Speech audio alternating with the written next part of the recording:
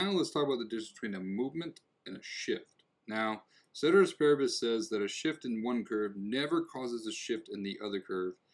Rather, a shift in one curve causes a movement along the second. Let me just show you real quick what we're talking about with that. Here we are.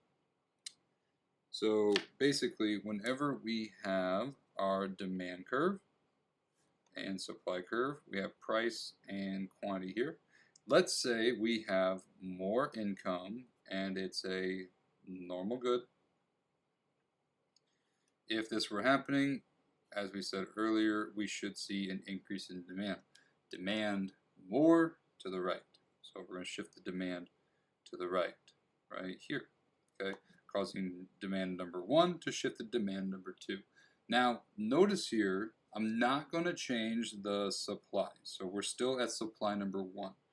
People have more money, so people are going to demand more. Just because people have more money, that does not change the production process, right? Think about it from a coffee shop standpoint. Because people have more money, people are going to come to the coffee shop more. But that doesn't necessarily change anything with the coffee shop's process, right? So a shift in one does not cause a shift in another, right? The only way we have a shift is when we have one of those external factors change, the ones we mentioned earlier, okay? So the only way you have a change in demand is because of a change in income, price substitutes or complements, number of people in the population. The only way you have a change in supply is with input prices, technology, number of firms, those things, okay? A change in demand does not change supply, okay? The only way we have a movement is when there's a change in the price of a good. So let me show you there. Right here, P0 or P1 and Q1, this is your first equilibrium. Because you had more money and you're demanding more, we are now at P2 and Q2. Notice that we are moving from this point, number 1, to this point, number 2. So we had a movement on the supply curve.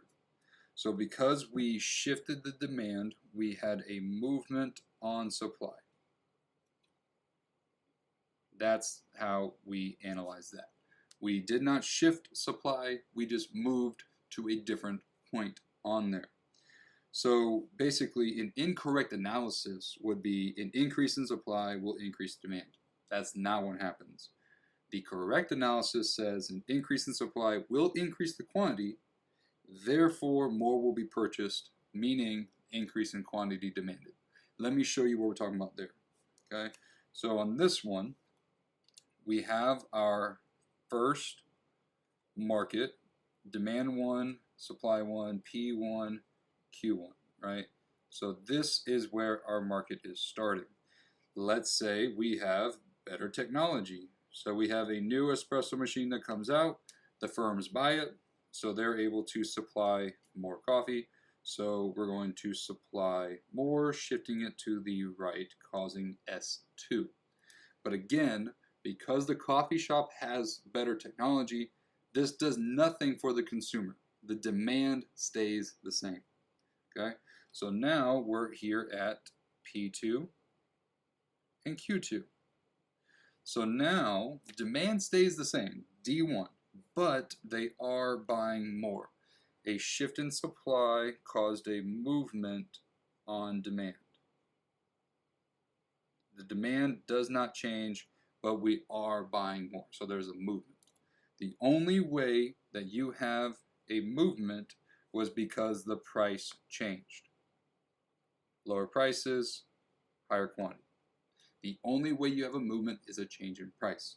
The only way you have a shift is when something else happens. Okay? Same thing here.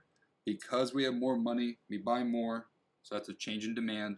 Because the prices change, that changes supply. That's a movement on supply. Okay? That's the difference.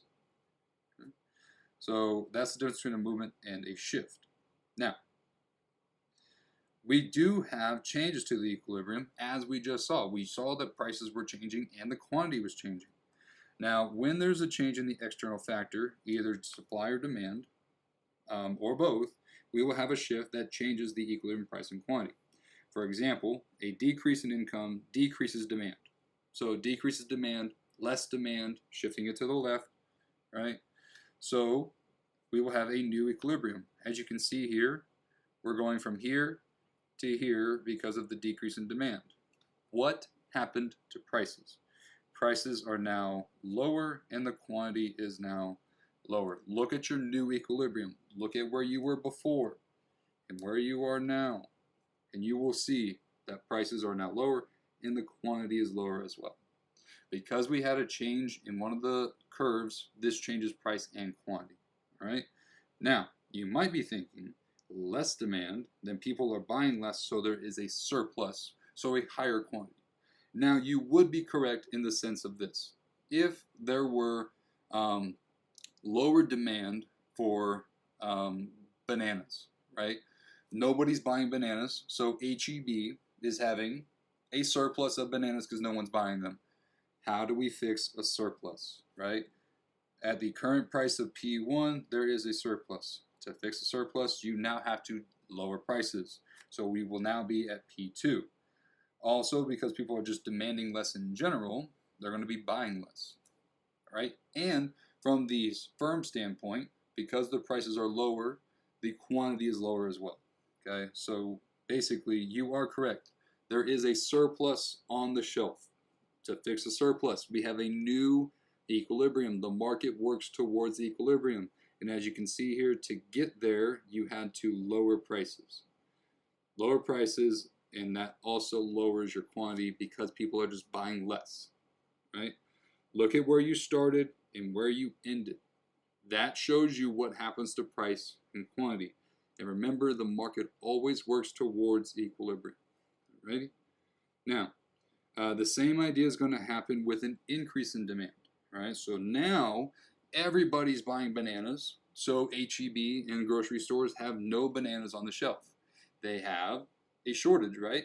So how do we fix a shortage? We now have to raise prices. At the current price of P1, there's a shortage because people are buying. So there's less inventory on the shelves, so firms have to restock the shelves. Now, the only way that grocery stores will restock the shelves is if they can get a higher price for it. Law of supply says if I'm going to have a higher quantity, I need a higher price. So we can see that right here. Because the demand is higher, you're going from here to here. So they raised prices because people are buying more, right? So again, it's kind of confusing, but because of an increase in demand, the quantity on the shelf today is gone, but because we're working towards the equilibrium, people are buying more, so we need to increase the quantity. And the only way to increase the quantity is by having those higher prices. So that's what we're looking at whenever we change things like demand, all right? And it changes price and quantity. Again, looking at where you started and where you ended, you can figure out that prices were higher and the quantity is higher as well. Ready? So the next thing we'll do is we'll talk about changes to the equilibrium a little bit more specifically, like whenever there's a change in demand, what happens when there was a change in supply, what happens.